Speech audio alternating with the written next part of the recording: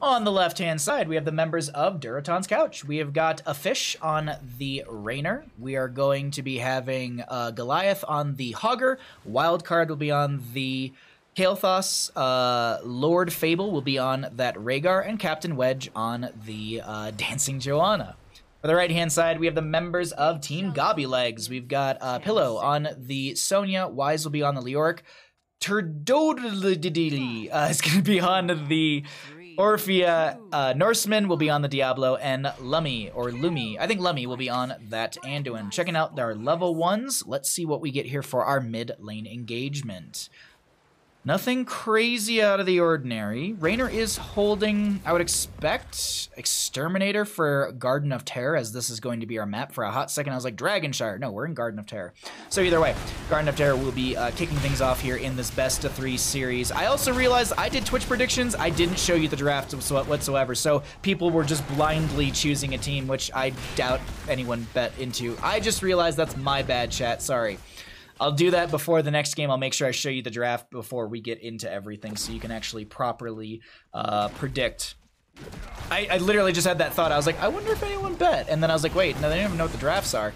Wise is taking a lot of damage from this team in bottom lane. Wildcard won't be able to find the kill with that living bomb. I liked what Wise did right there. They actually held in front of the front gate because they didn't want to just deal free damage into their structures. It's not a ton, but free damage is free damage. And you also saw that living bomb in the lane as well, so that way Wise wasn't getting hit by that one. Oh, and there it is, yeah. Wildcard playing this very aggressive, and it's working out for the side of Durotan's Couch through bottom lane. Peeking up into top lane, we had Goliath going up against Norseman, but I'm expecting exactly this right here. Goliath will be going for this Siege Giant camp.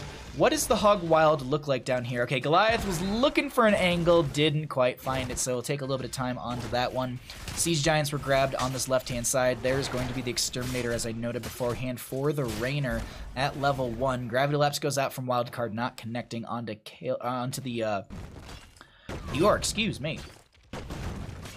Meanwhile, though, Sonya just going to be continuing to put pressure onto this, grabbing this camp to add some pressure into mid lane. Goliath already grabbing their own bruiser camp for the top, and the rotations, the rotations in camp timings have been a lot faster from the members of Durotan's Couch. So that's where we're seeing this solid experience gain. I can actually show you really quickly. Look at the mercenary deficit right there. Minion experience as well is pretty big. Looks like 1 or 2 waves were maybe forced away or denied by Durotan's Couch, as Norseman has to shadow charge through the Siege Giants to be able to get towards that front wave and pick up the experience that was on the ground. Orphea and Sonya will grab the camp here for the top right of the map, and our first objective will be spawning in the lower right. This is going to be positionally advantage. This will be positional advantage for the side of Team Gobby Legs due to the fact that this is on their side of the map. There's wells that they can grab a lot easier, but that doesn't mean it's an easy, free grab on the seed. There's still the aggression, the sustained damage coming out from the side of Durotan's Couch. I just realized, I think it's just Turd. I think that's just Turd. Pillow gets the channel, and that'll be the end of that first phase. So 1 seed goes over to them out of the 3 necessary. If you're new to Garden of Terror, it's very much the same as Curse Hollow. You are looking at 3 seeds to be able to trigger the objective phase, which is then going to be giant garden terrors that spawn down each lane as far up as your minion wave currently is. So let's say there's no fort here, and this minion wave just gets to where this front gate would have been. Let's say all of this is gone. The garden terror will spawn right here. It's not like Tomb of the Spider Queen, where it spawns up as far as the enemy minion wave is in lane. That's the big difference here. The other factor in that as well is Garden of Terror does not slowly, the terrors do not slowly lose health like on Tomb of Spider Queen. This is just going to be one of those objective phases that have to be burned down through either destroying it or letting the structures do so. That's the only thing I want to note in that is Norseman is going to be able to find Hogger, who hog wilds away. Captain wedges around the corner and steps in with a condemn to pull in 2 enemy members. Level 7 was actually going to be Blessed Momentum for the Joanna. I was actually thinking it was going to be that Subdue, and I saw that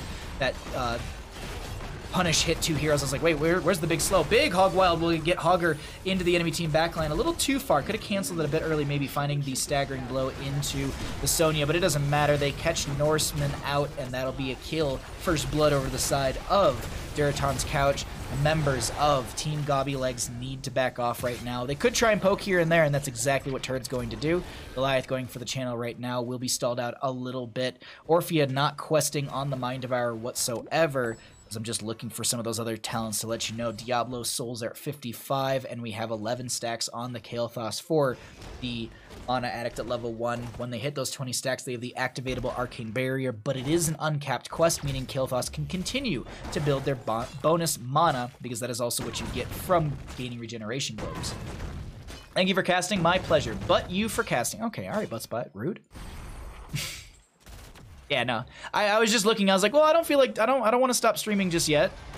And I just started looking. I was like, well, what's a game that was uncasted this week? And this one wasn't casted. So easy GG call. Let's go ahead and cycle through the other numbers, get an idea of what those look like as our third objective phase will be up and available. This won't be a terror for either side, but it puts whoever gets this next seed in that advantage position, much like, as I said, Cursed Hollow. When you're very close to getting the curse, you have that 2 out of 3 tributes, and then the enemy team really needs to try and step up and fight against you over those objective phases. Here, we actually could see our red team, Team Gobby Legs, just go for soak in all the lanes, ignore objective phase, and just push and close that experience gap that's formed. It's not massive, but it is starting to get a little daunting. Oh, wow, Goliath is going to get, I wouldn't say caught out, but really good play between Wise and Pillow to be able to find that pick into the Hogger in top lane, and that, as I said, closed that experience gap. Played at 24,000 to 24,000, maybe a 50 XP difference between the two teams, which is negligible at this point.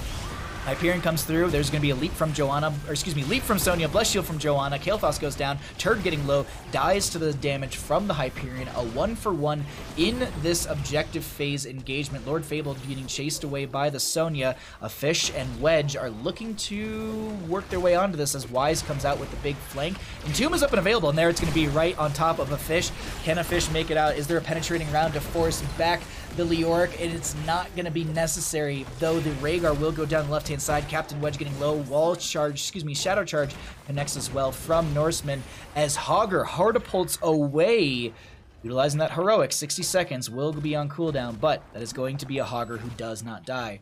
5 bajillion pings over a bruiser camp, I believe.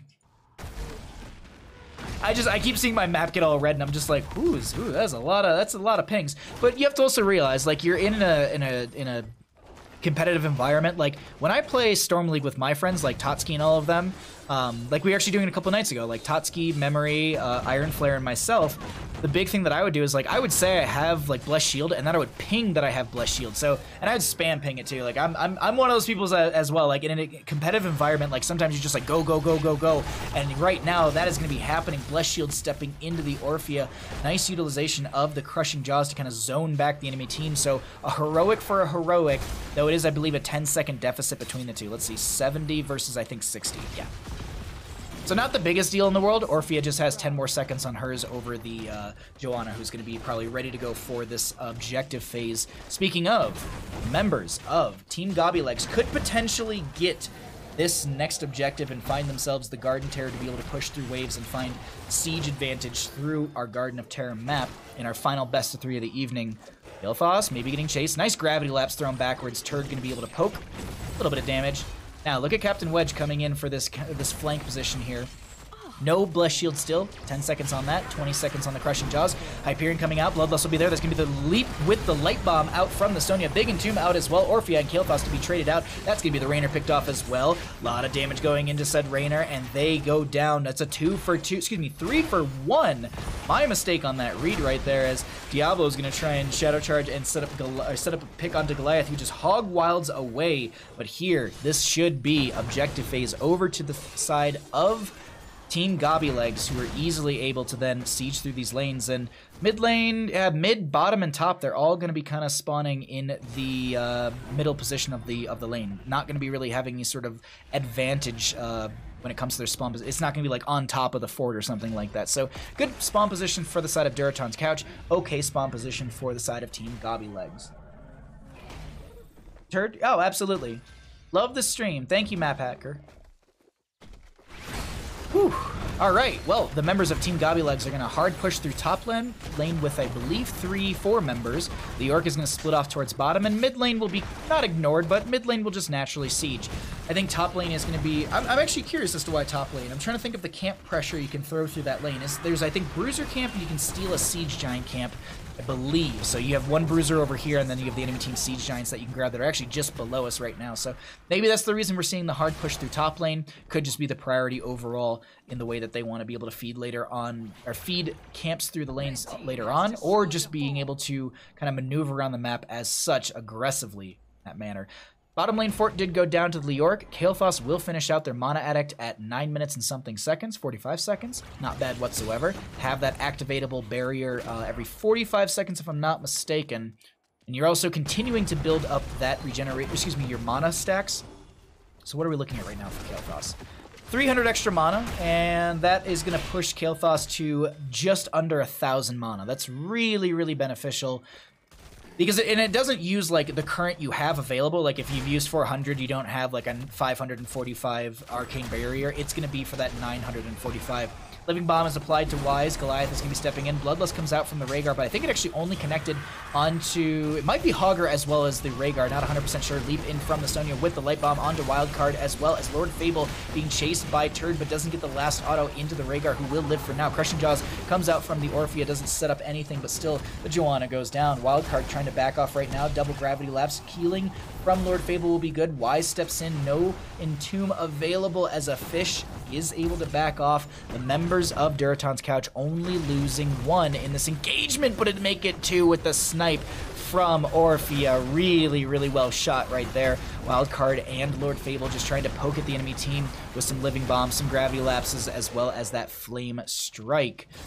Siege Giants, though, through top lane still, and this is looking really good for the side of Team Gobby Legs. Even though Norseman's taking a lot of damage, this is a full soul Diablo who should be able to build that health back up without problem.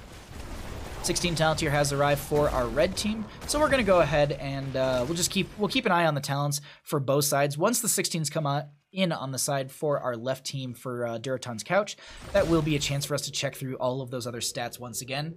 Another seed to spawn, no Garden Terror for either side, and I don't think we see the members of Durotan's Couch step into this due to the fact of them trying to find 16 talents here through top, mid, maybe even bottom.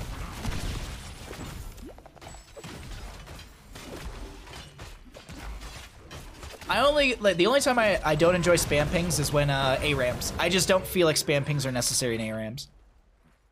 ARAMs are the one game mode that I'm like, if you're upset, remember it's ARAM. Because, bro, it's just ARAM.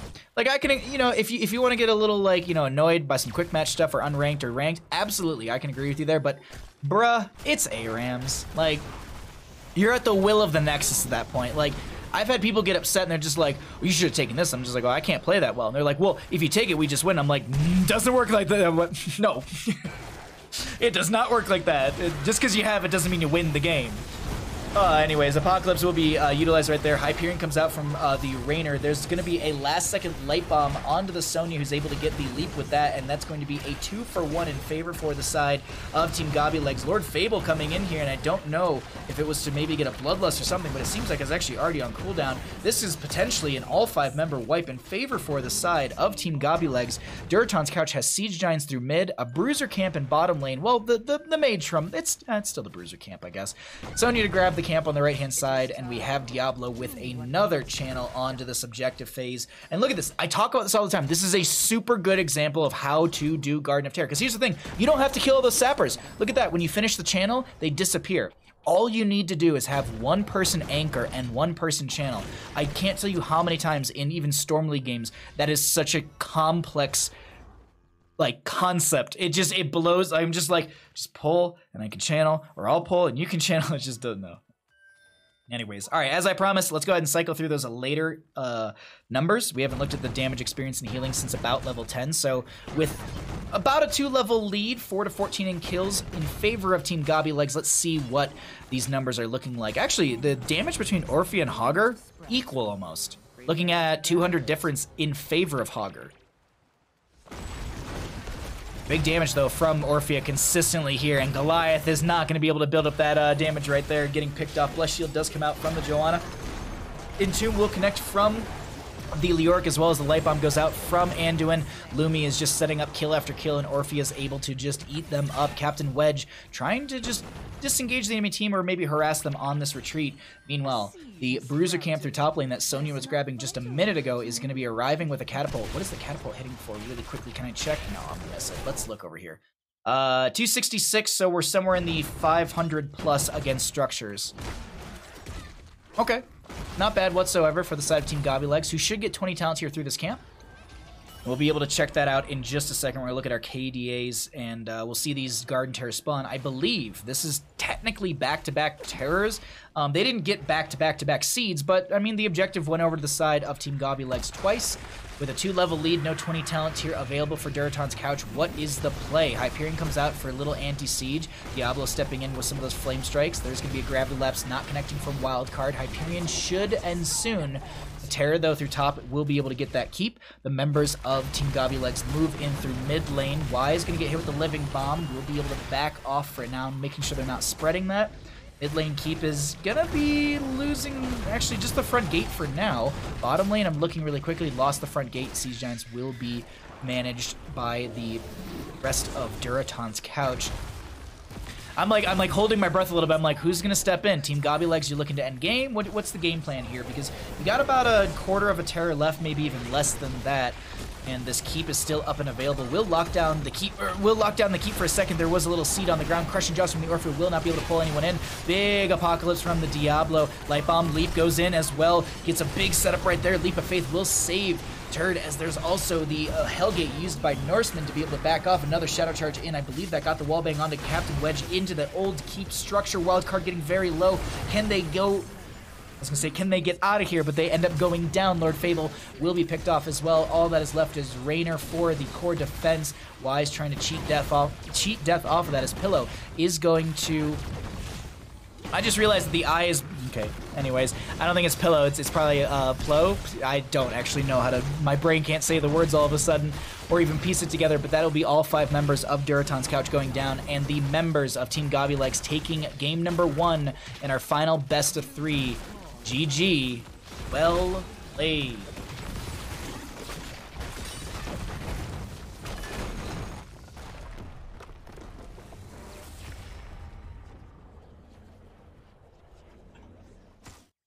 Alrighty, let's take a look at these stats. I've had team people kill me and I ping the flower. Yeah, Looney Tune. Whenever people spam ping, it's because they're mad at you. You don't heal them enough and your skills are all CD. Yeah, I know, right?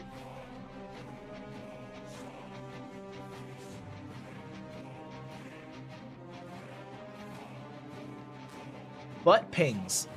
Hey, Cat Peach.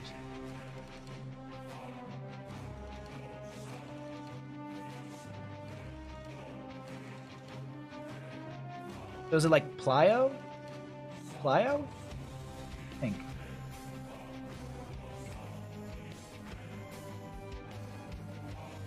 All right, let's go ahead and look at the stats, and let's get into our next map.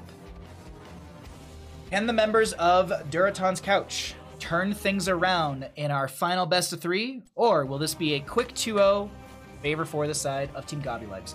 We'll have to see here, as I need to get the next map loaded up for us. There we go. Team score right will go up 1. If there was predictions... Oh, wow, okay. There was 10 on Team Gobby Legs. Well, Team Gobby Legs win. What do I have to... There we go. This. Replay file. Pings indeed. AJG with the big bucks over here. Just kidding. I know what the draft is. I know what the draft is. I know what the draft is.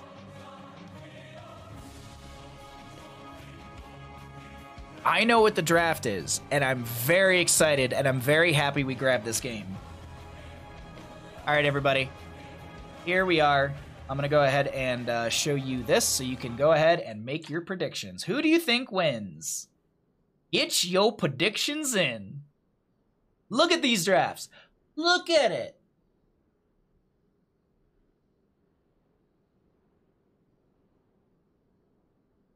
I mean...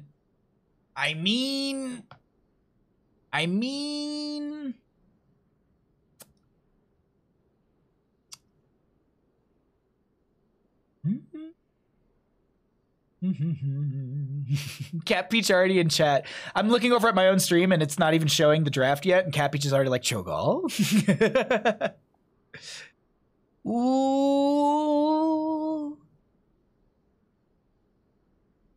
Smoke weed every day. It's the Cho'Gall, yeah. All right, I'm gonna let Twitch predictions roll out for a few more seconds here, and we'll go ahead and get into our next game. Cho'Gall Pog indeed. The Ohe Pog is very good. Oh no, I voted for the Cho'Gall group. Feels bad. Looney Tune, no. No. No. We are happy to vote for Cho'Gall. Turd, thank you for the follow as we are getting into this game. Very much appreciated, friend.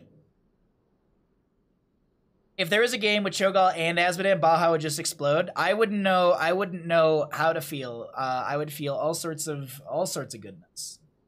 All sorts of goodness.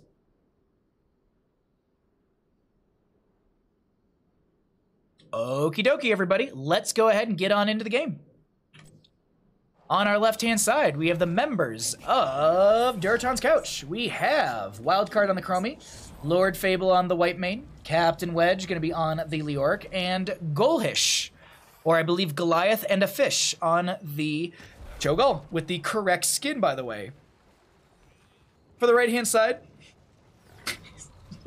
I don't know what this is, but I love it. For the right-hand side, we have the members of Team Gobby Legs. Turd is going to be on the Sylvanas. Wise will be on the Ragnaros. Lumi is going to be on the Stukov. Philo? Maybe Philo? No? Philo? Philo? I can't say it right. I'm sorry. It's going to be on the Kael'thas and Norseman on the Diablo. Let's go.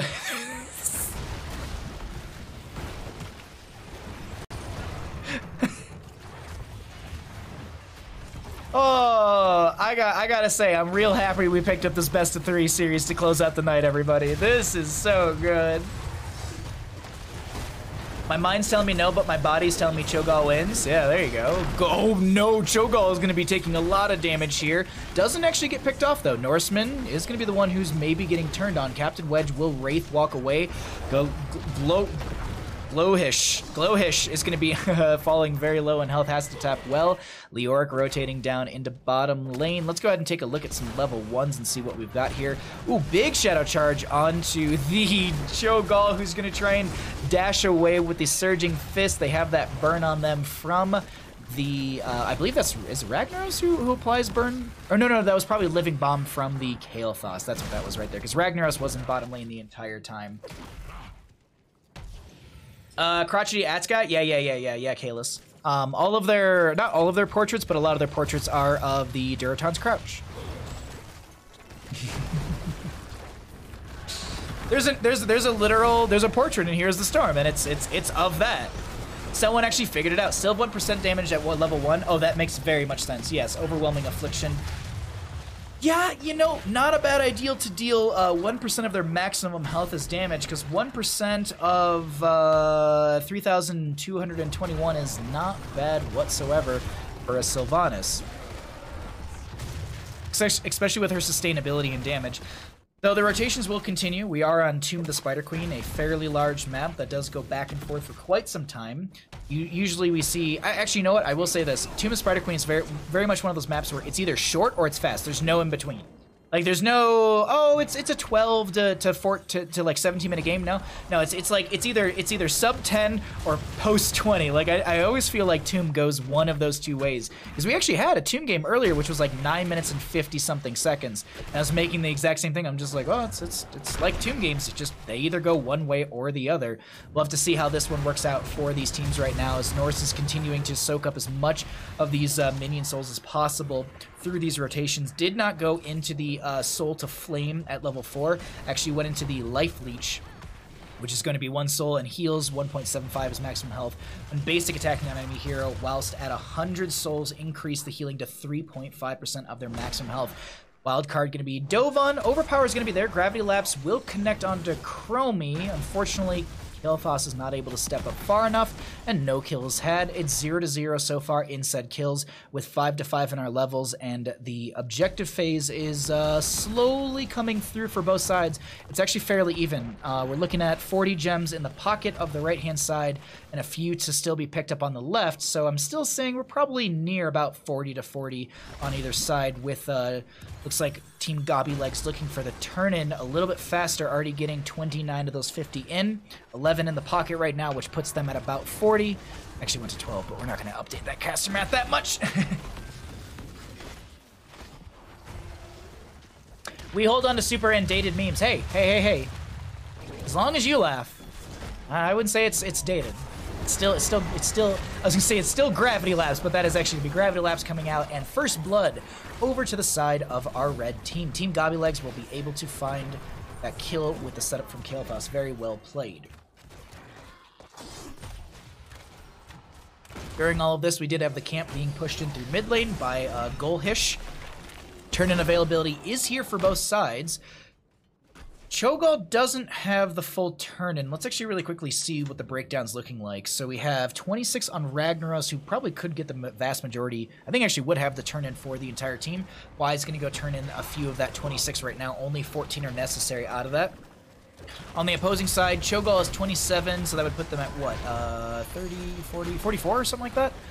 If Cho'Gall turned in. I don't think that's enough from just the Cho'Gall, as Wise is putting some pressure onto said Golhish. Not able to find the kill. Surging Fist backwards. Norseman was time trapped for a second, as we have 79 souls on this Diablo. First Web Weaver phase will be in favor for our red side. What happens? What happens through this first objective? Whitemane goes down first. I looked away for a second to see what's happening in the other lanes, and I'm like, oh, well, there goes Whitemane. Another kill for the side of Team Gobby Legs, who will then continue to move their way through this top lane. Big overpower shadow charge, a lot of damage onto the Cho'Gall, one of my favorite heroes. I can't remember their name, but my brain was just like, I can't believe they live right there. As Wildcard gets dove on by Norseman, who does not care about the fact that they are tanking tower shots. This is a full soul Diablo, and Wildcard can go down to the damage over time. Whitemane not able to heal up that quickly. Another kill over to the side of Team Gobby Legs, who are able to find a fort through top lane during all of this as well. Now, the aggression from Team Gobby Legs in this early game has been really strong, so let's check out the other damage, healing, and experience coming in for them, as well as the side of Durotan's couch. Keep in mind, though, Cho'Gall scales extremely hard in 13 and 16 talent tiers, in my opinion. Leaden Orb is an insanely impactful talent, and can set up kill after kill for a Cho'Gall, even the rest of the team. Like Wildcard, like if you can get those Dread Orbs just right, Wildcard has someone sitting in still for probably 2-ish seconds, so lining up a shot with a Chromie in that 2-second window for an assassin player shouldn't be too big of a deal. 16 gems are in the pocket for the side of Team Gobby Legs. Only, actually 10 more go in, so only 15 are needed, which is going to be, what is that? Let's see. Like 5 rotations, right? Yeah, five waves would get the last little bit of gems that they need on the side of that caster map doesn't seem right. Yeah, it is. Anyways, basically 5 waves is necessary to be able to get another turn in on the side of Team Gobby Legs. Durotan's couch, 17 in the bank, 43 currently on Cho'Gall. Cho'Gall only needs to turn in 33 of those, so it's a lot is being built into the economy of our blue team, which is a little nerve-wracking. When you're running around with that many gems, you're afraid of some of these team fights, or at least I am, because I'm just like, well, if I die, then I don't get I lose all these gems, and hopefully someone's able to pick them up. Though I will say this, in the counterpoint, if you win the team fight, you now have the turn-in, and you can easily start sieging through these lanes. 10 talent tier has been achieved by both sides. Lava Wave for the Ragnaros, Pyroblast for the Kael'thas. Nothing crazy out of the ordinary, going to be having the Divine Reckoning for the Whitemane. No Scarlet Aegis from her. An Apocalypse for the Diablo. Yeah, pretty much standards across the board, I would say, when it comes to our heroics here. Turn-in is being attempted by Cho'Gall, who actually gets the Surging Fist away. Norseman was maybe lining up a shot with a Shadow Charge. This blue turn-in needs 4 more gems, but our red team is not far off as they just picked up the last gem they need. We can actually go ahead and show you right now. It's split between Ragnaros, Diablo, and Sylvanas, who kind of need to turn in. All those heroes were picking up a gem or 2 here. There are the 3 gems from the wave. Should be turn in another one for our red team. This will be really good for them in this top lane. Team Gobby Legs has a lot of pressure, but a fight breaks out in mid lane, and Captain Wedge gets caught out. Wise getting low right here. Norseman actually gets into the I will die for you, Mr. President position, and finds a Shadow Charge to pull the Cho'Gall away. Cho'Gall wants to continue to fight, and that'll set up another kill, or actually that'll set up a kill. I, for some reason, thought the Leorc was on the opposing side for a second. Either way, is this an opportunity for... no, the Haunting Wave from Sylvanas will interrupt.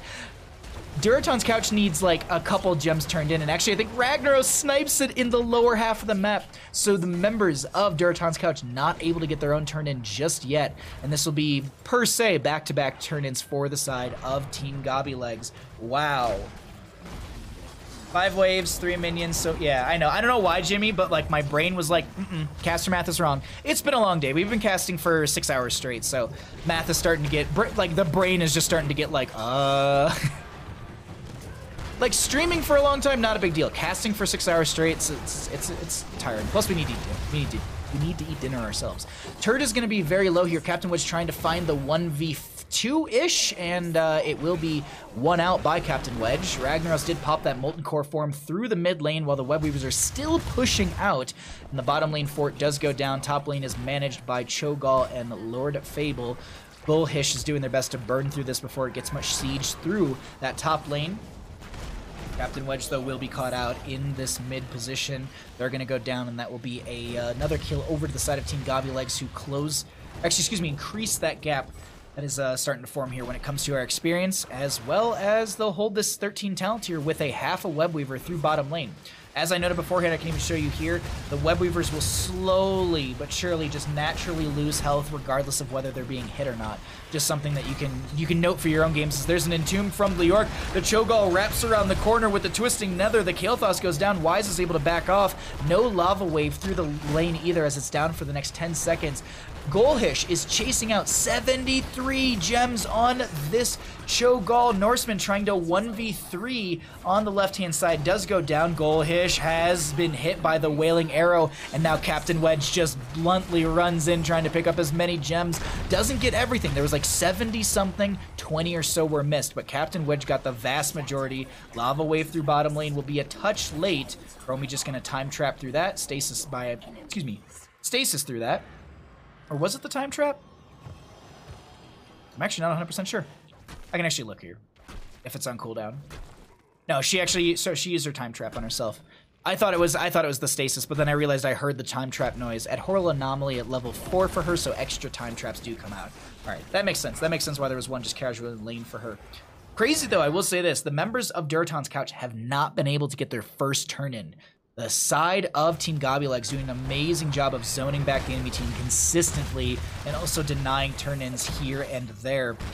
Let's see what happens, though. 16 talent tier is starting to come through, and as I said, that's a big point for Cho'Gall. Leaden Orb will be picked up. You already have that Twilight Nova. You've got the value from Rising Dread. This 16 talent is really where the Cho'Gall starts to become a big nuisance. Wise will get 16 gems turned in here. Bullhish, looky, there's the Entomb coming out onto Wise, and I think this is a Cho'Gall trying to find the blow up onto Ragnaros, so that way the not the Lava Wave, but the Web Weaver phase can't be mitigated, and Cho'Gall is going to go down. Captain Wedge will get picked off by the Living Bomb, and the members of Durotan's Couch will drop 60-some gems, and they're gone. That's it. They're gone to the Nexus. Chromie goes down, dropping quite a few themselves. Lord Fable's the only one with an economy, and that is every gem just lost on the side of Durotan's Couch. I cannot believe that was just turned by the side of Team Gobby Legs, who now go for keep in bottom lane. Can they end the game this early? I was making jokes about how Tomb of Spider Queen is 10 or 20 minutes, and it's not going to be 12:22. It looks like our red team will back off. This will be Team Gobby Legs just going to spread themselves across the map and open things up even further. Wow. I can't believe that. That is oh my god.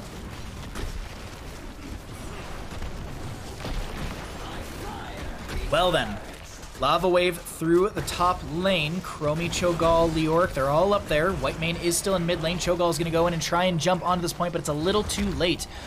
No 16 talent tier still here. There's going to be a big root onto the ground. Entomb comes out. There's going to be a lot of damage onto this Stukov, but he's doing fine for now. Cho'Gall comes in with a Surging Fist. Leoric goes down. Stukov gets traded out.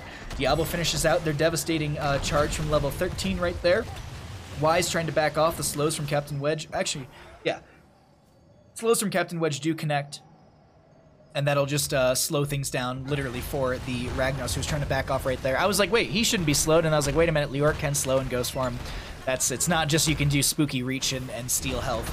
Boss through top lane, though, will get front gate. The members of our red team need 9 more gems, so 3 more waves for our red side. And you actually see them stepping further up into the lane. Leoric is going to get caught out here. That's a big punish from the side of Team Gobby Legs, but Cho'Gall comes in trying to make a big play. Nice hammer back into the slowing stance from Chromie.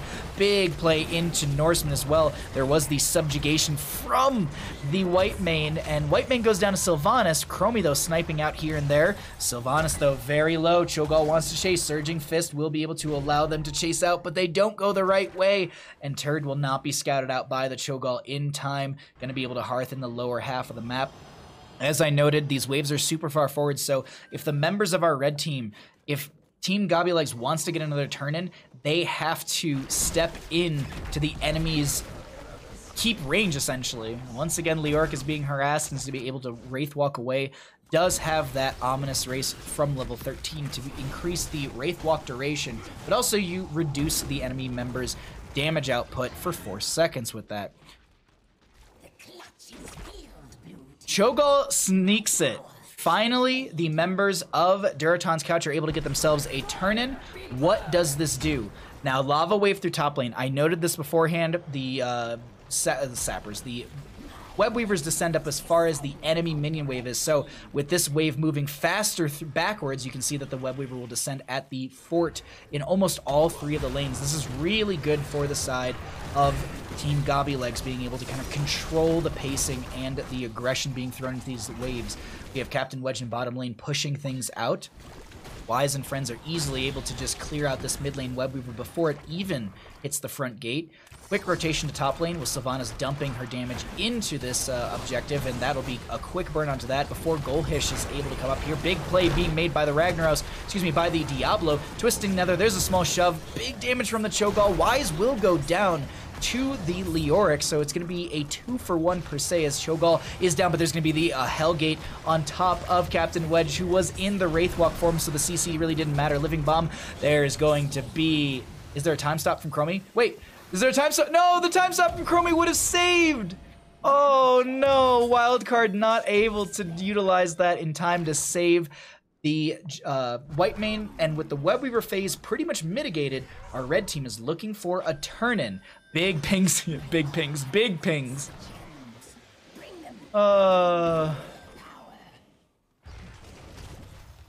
There go my points. Hey, it's Tomb of Spider Queen. It ain't over yet.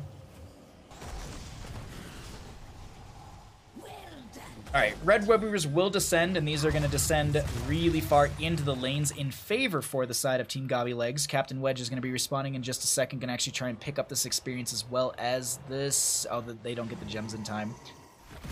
Alright, so this will be mid lane descending, still pretty far down the lane. I think all of these Web Weavers are going to be threatening onto like fort range, except for bottom, which kind of lands about halfway through. 20 talent tier has been achieved by the side of our red team. Team Gobby Legs has this advantage for a moment. Not too far off is Durotan's Couch with their 20 talent tier. Is that enough to start to turn things around? 16, I said, was a big tool for the Cho'Gall. Hasn't seemed... it's yielded some decent kills, but it's just not working out as quickly as I was kind of expecting it for that Cho'Gall to start to turn things around.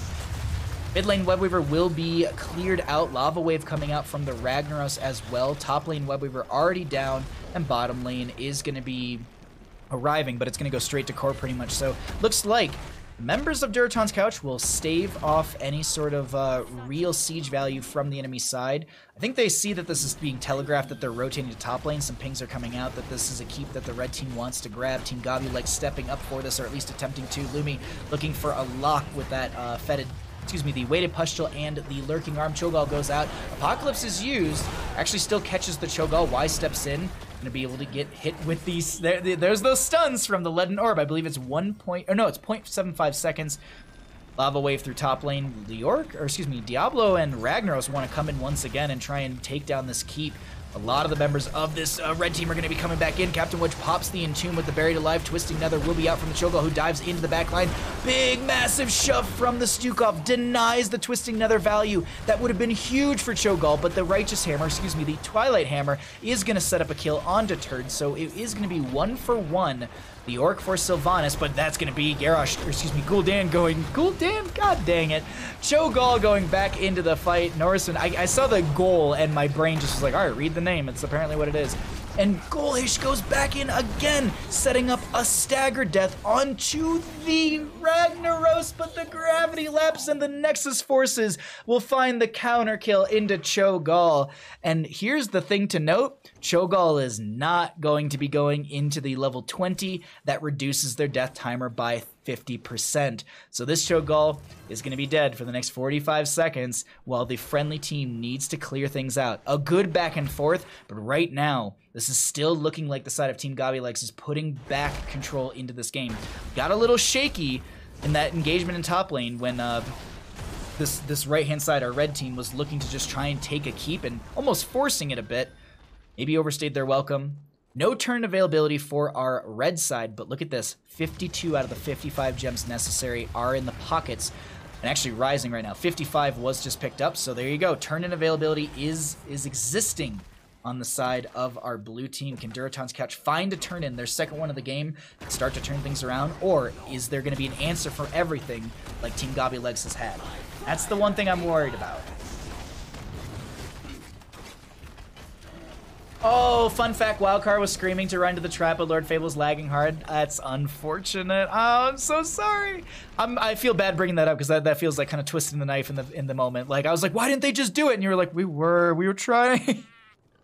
Not the intention. But I will say this. The members of Team Gobby need to watch out for this turn-in over here.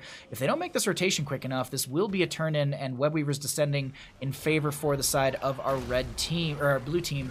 And I think, yeah, that'll actually happen right now. Cho'Gall has the last turn-in. These Webweavers will descend far back in the lanes, but the members of Durotan's Couch could look to try and force things through mid and open up the map a little bit further. This is a big wave through top. This actually confirms the keep, if I'm not mistaken. Yeah, oh god, yeah. What's the catapult hitting for really quickly right now? 377, so caster math, like 800 plus? No. Shy of 800? Sure. It's like 775 or something like that. I don't know. 750 actually. I don't know. I'm not a mathematician. I'm a caster. Taken well. Thank you, Captain. Thank you, Captain Wedge. It's just always one of those things, like I said it, and I was just like, oh no. These Webbers, I will say this, are going to be mostly defensive. These you're really not going to be trying to get a lot of siege value out of these because, as I said, they slowly lose health over time even without being hit, and they're very far back in the lanes. This is a defensive pushback to allow the map to be opened back up in favor for the side of Durotan's Couch. Team Gobby though, wants to make quick work of all of that. Actually, the Bruiser camp actually just being cleared out through mid lane, allowing this wave to just be a little further down in favor for the side of Team Gobby in said mid lane. Webweavers, they push out the waves. Ooh, this is risky here. Let's get some vision control really quickly. Did Diablo see the enemy team rotating into boss? I do believe so. Sylvanas has the Haunting Wave. Lava Wave through top will push things out in favor for the side of Team Gobby. Entomb from the Orc will not connect. That is going to be a 50-second cooldown on that heroic. Yeah. Now, if you catch someone, you do get the duration reduction, right? Anyways, we have so much happening right now. Apocalypse does come out. There was a Twisted Nether, but that was denied by the massive shove from the Cho'Gall. A lot of damage going into Kael'thas, who pops the Arcane Barrier. Isn't able to get the Pyroblast off in time, but meanwhile on the left-hand side, the White Mane was picked off. The Time Trap goes off onto Wildcard, who has like 4 HP. It was like F70 something.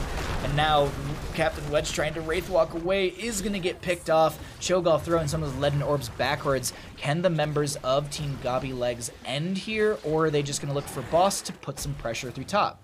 I think it's going to be exactly that in the case, adding some more pressure through the top lane. Team Gobby Legs needs 7 plus 4. They need 35 more. No, they need to pick up another 12 gems, if I'm not mistaken, and then turn it in. I don't know. I was trying to math it out, but as I said, I haven't eaten in a long time, and it is getting towards the end of our day, so a little lethargic in that, right? So sorry, my math is not on point. This isn't Towers of Doom math. Tomb of the Spider Queen will continue to be my bane of my existence, adding things up and trying to just guess how much is in the bank versus turning in and all that stuff. Towers of Doom is usually a lot easier to add and subtract because that's simple math. Simple brain math. Captain Wedge hanging out in the bush, waiting.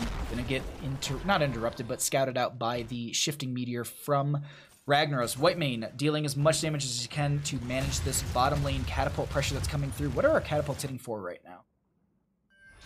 484, so you can just quickly take a look at this. They're hitting for 968 on the structures. That is a lot. I mean, nearly 1,000 damage per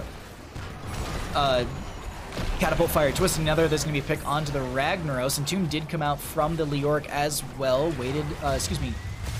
Dread Orb was dropped here and there. This is such a split fight. I'm trying to just see, like, who's going for what. As the massive shove comes out, there's just everything being thrown out. The big thing to note, though, on the side of Durotan's couch, they need to quickly clear bottom lane as the Siege Giants are starting to arrive. Chromie should be able to manage that. The Orc is just going to be kind of might have to tap well or something like that. Not super low, but actually does come in. Okay. I was wondering, I was like, wait, Chromie is the one going to be clearing this out? It's actually going to be Leoric. Okay.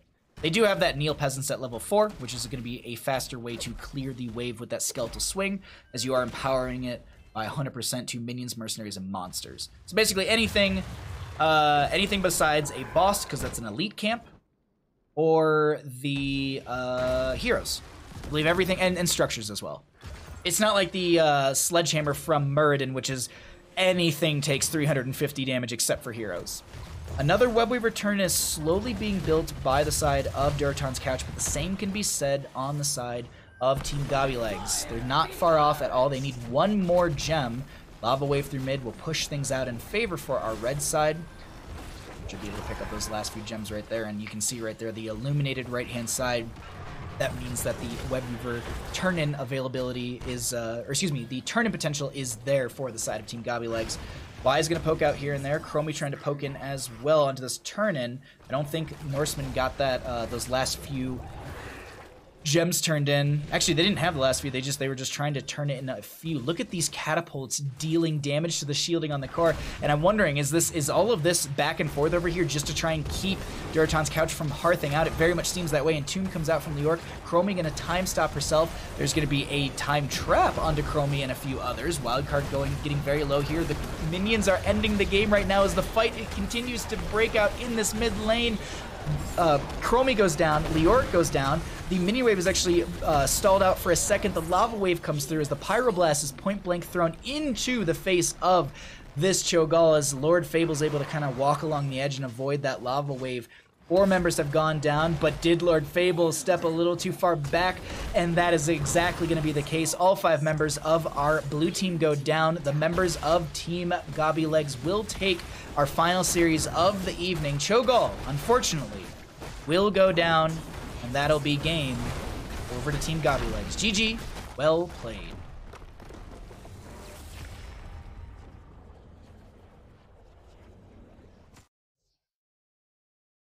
Alrighty, let's show some stats, and let's talk about stream schedule for the next 2 days.